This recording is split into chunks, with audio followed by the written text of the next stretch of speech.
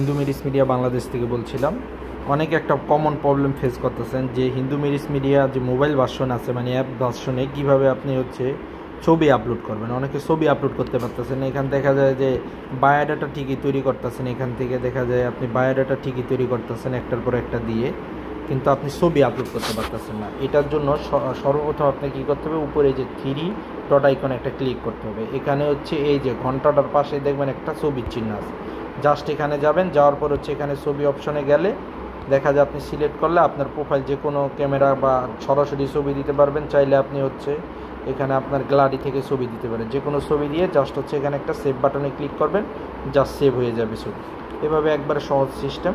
আর এখানে তো অলরেডি এটি প্রথমেই পূরণ হয়ে যাবে, এটি আর পরবর্তীতে পূরণ করতে হবে না। তারপর আপনি যে কোনো সময় চেঞ্জ করতে পারবেন। হ্যাঁ, এটা প্রথম পেজ।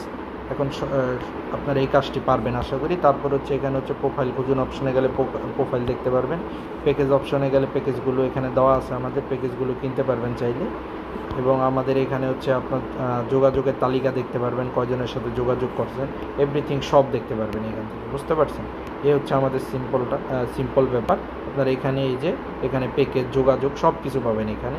তারপরে এটা এখান থেকে ছবিটা আপলোড করে দেবেন।